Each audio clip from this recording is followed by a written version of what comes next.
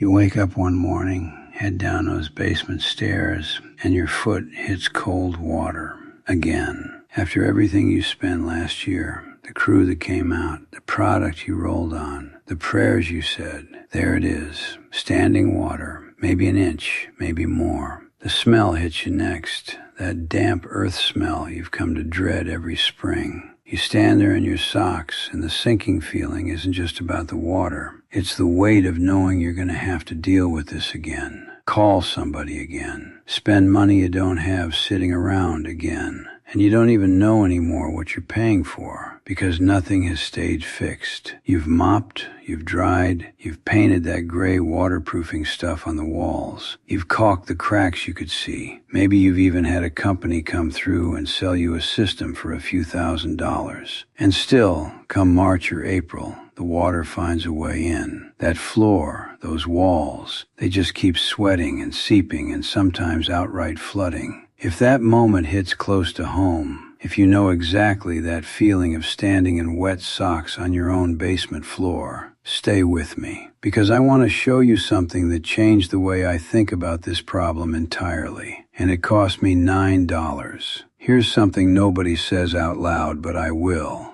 There's a quiet shame that comes with a basement that keeps failing, like somehow you should have caught it sooner, or picked a better contractor, or maybe you're just not the kind of person who can keep their house in order. I want to take that off your shoulders right now. It is not your fault. You were never given the information you needed, because there isn't a whole lot of money to be made in giving it to you straight. What you were sold, that paint, that spray, that thick coating you rolled on, it was sold to you as a waterproofing solution, but most of it is a moisture barrier. There is a difference, a very important difference, and the industry knows it. A barrier can slow water down. It cannot stop pressure. And water under the ground around your foundation is under pressure. Hydrostatic pressure. The weight of saturated soil pushing against your walls, pushing through the tiniest gaps, following gravity down and in. Nobody explained that to you when you handed over your credit card.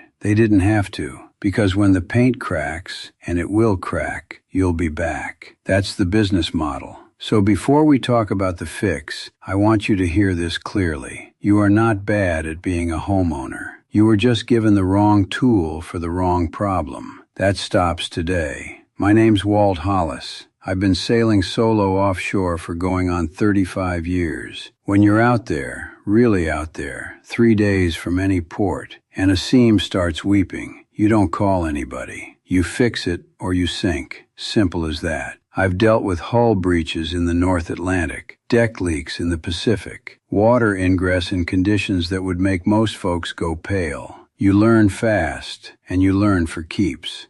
Listen close, because the smart sailor never waits for the storm to start before he secures the deck. By then it's too late. The wind's got you.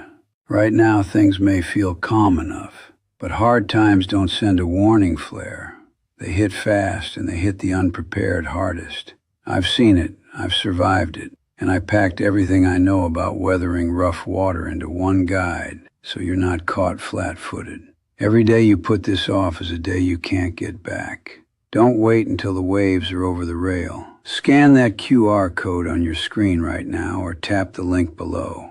Do it before you set this down. About 4 years ago, I moved back ashore full-time. Bought a house in coastal Maine with a fieldstone basement that had been losing the water fight since about 1987. I started poking around down there the same way I'd assess a compromised hull. Looked at where the water was entering, how it was moving, where it wanted to go. And I realized something. The problem wasn't all that different from what I manage on a boat. The physics are the same. The solution, it turns out, is pretty much the same too. I'm not selling a product. I don't have a contractor referral. I'm just a man who's had to keep vessels dry under pressure, and I found a way to apply that to a basement. So let me show you what I mean. Every waterproofing company wants you focused on the wall. Keep water out of the wall, seal the wall, coat the wall. And I understand why. It's visible, it's tangible, it feels like fighting back. But here's the shift, and once you hear it, you can't unhear it. You cannot stop hydrostatic pressure with a surface coating. You can slow it, you can redirect it for a season, But the pressure doesn't care about your paint. It finds the pinhole, the hairline crack behind the coating, the joint where the wall meets the floor, and it comes through. The only way to truly win against water pressure is to give it somewhere to go that you control. You stop trying to fight it and you start routing it. A boat hull doesn't stay dry because it's perfectly sealed forever. No boat in history stays perfectly sealed forever. A boat stays dry because any water that makes it in gets collected at the lowest point and gets pumped out before it becomes a problem. That's bilge logic. That's what's been missing from your basement. The waterproofing industry will keep selling you the fighting solution because it fails on a schedule and you come back. The routing solution, the one I'm about to walk you through, you do it once and it works quietly every single day, whether it's raining or not. On a boat, water that infiltrates the hull runs down the inside of the planking and collects at the lowest point of the vessel. That's the bilge. A float switch pump sits there. When water rises to a certain level, the float trips the switch, the pump kicks on, and it pushes that water back overboard through a hose.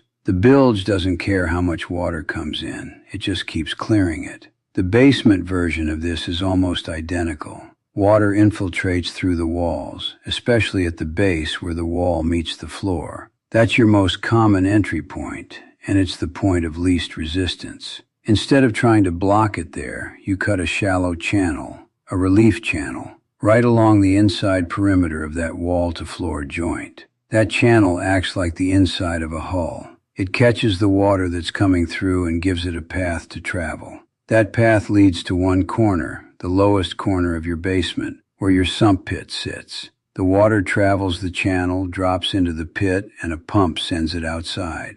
The pressure behind the wall is relieved. The wall dries out over time. The floor stays dry. You didn't stop the water. 40 years I spent on the open water. I've stared down storms that would turn your hair white, run low on everything but stubbornness, and made it home every time. The sea doesn't care about your excuses. It teaches you to prepare, to stretch what you've got, and to never depend on a rescue that might not come. Those lessons saved my life more than once. Now I've written them all down for folks on dry land, facing their own rough seas. Money tight, times uncertain, future unclear. This isn't theory. It's hard-won, first-hand truth. Take it from a man who's been tested. Scan that QR code on your screen right now, or tap the link below. You outthought it. Here is exactly what I did and what you can do this weekend. You need a cold chisel and a heavy hammer, or a small angle grinder with a masonry blade if you have one.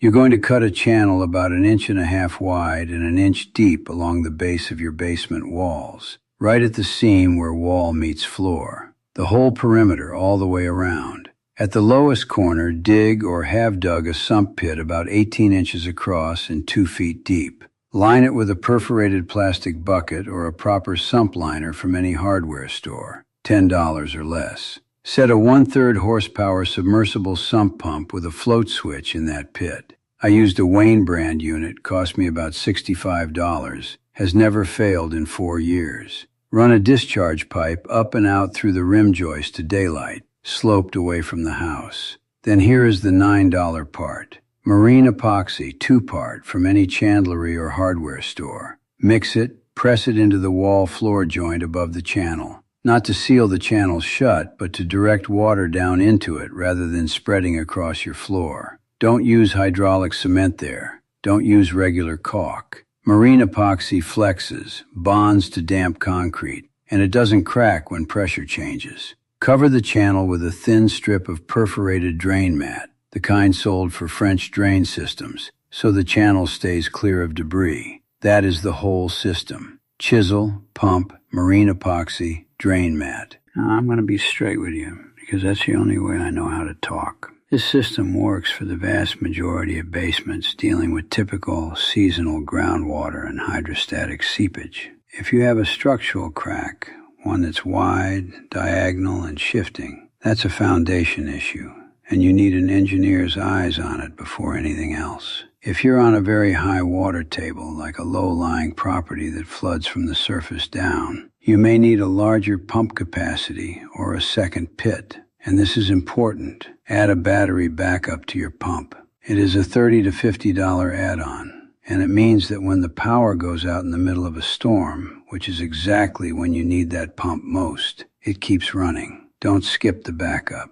I've got a link in the channel below to the specific backup unit I use and trust. Nothing fancy, just reliable. A boat doesn't fight the sea, it works with it. That's the line. That's everything. Before the spring rains hit your part of the country, I want you to do one thing this week. Go down to your basement with a flashlight and look at the wall-to-floor joint. Run your hand along it, feel if it's damp. If it is, you now know exactly what to do about it. Write your basement story in the comments below. What have you tried? What failed? How long you've been dealing with this? Because someone else down there reading it needs to know they're not alone. And if this helped you, the next video in this series is on what to do about that white powdery salt crust on your basement walls, what it's telling you, and how to deal with it for good.